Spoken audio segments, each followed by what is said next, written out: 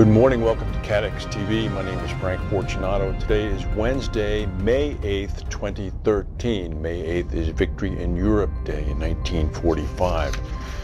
There's been a deadly sea accident in Genoa, Italy. 7 people have been killed, 3 more are missing when a container ship crashed into a control tower in the northern Italian port of Genoa. Genoa is a big container terminal. The tower, which was more than 160 feet high and looked very much like a control tower at an airport, collapsed into the water late last night after it was being struck by the prow of a vessel, the Jolly Nero. Jolly Nero is a container ship.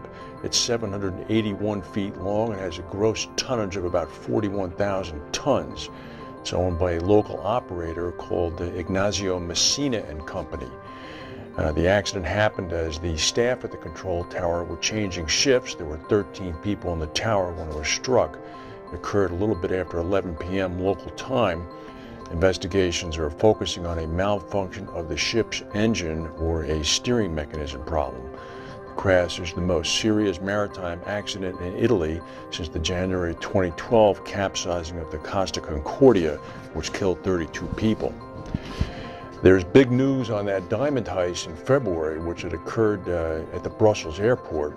Police this morning claimed a major breakthrough in their investigation of the $50 million diamond heist, detaining 31 people in a 3-nation sweep. A Frenchman who is believed to have been one of the actual robbers was detained in France. 6 more people were detained in Switzerland and 24 arrested in Belgium. What's more, the police say that they have proof now that diamonds that were found in Switzerland last week were part of the stolen lot that was spirited away in the February 18th robbery. Switzerland police are saying that we have found diamonds that we can already say are coming from the heist, and in Belgium, large amounts of money have been found. The investigation is still ongoing. More than 250 police were involved with 3 different countries in 40 house searches. Most of the people that have been detained so far are known criminals. In Munich Re's quarterly report that came out the other day, there were some nuggets of information. The company said that it had suffered a mid-double-digit million euro loss from January's flooding in Australia, which was caused by the remnants of Cyclone Oswald. A mid-double-digit million loss would be about 50 million euros, presumably. The reinsurer said that it had suffered a similar-sized satellite loss, again approximately 50 million euros, in the first quarter when a Zenit 3SL rocket launched from Russia, carrying a Boeing-built Intelsat 27 satellite, crashed into the Pacific just after launch. Swiss Re has previously said that it had a $32 million claim from that satellite. In the suburbs of Mexico City yesterday morning, there was a terrible explosion when a natural gas tanker lost control, hit a center divider, and exploded on a highway lined by homes in the suburb of Ecatepec. Killed at least 22 people and injured nearly 40 more. A spokesman for the governor of the state said that the governor, in this case Governor Avila, had been scheduled to meet with Pope Francis I in Rome, but returned home immediately to Mexico City upon hearing of the tragedy. The explosion occurred at about 5:30 a.m. It not only blew the tanker up, of course, but it blew up other cars in the area, as well as homes that were lining the highway.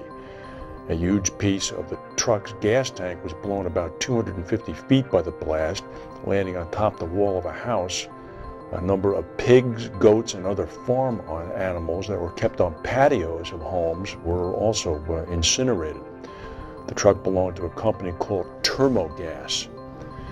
More concerned about the incident of SARS in Saudi Arabia. Saudi Arabia has had 13 cases now in this most recent outbreak that began in mid-April. The disease has now spread throughout the Gulf and as far as Britain and France. This is according to the World Health Organization this morning. 23 confirmed cases have been reported in Saudi Arabia. Qatar has had 2, Jordan 2, Britain 2, the UAE 1, and France reported its first case this morning. There is no evidence yet of sustained human-to-human spread, but there are concerns about these clusters. The latest Saudi outbreak has so far supposedly been restricted to al-Ahsa governorate and province in eastern part of Saudi Arabia, and supposedly all those infected had pre-existing health conditions. The Saudis continued to say that there was no cause for concern, that they have the outbreak under control. Nevertheless, the virus still seems to continue to be spreading. Of course, with the proliferation of air travel now, this is a very dangerous situation, and the World Health Organization, as well as other national Centers for Disease Control, are watching this very carefully.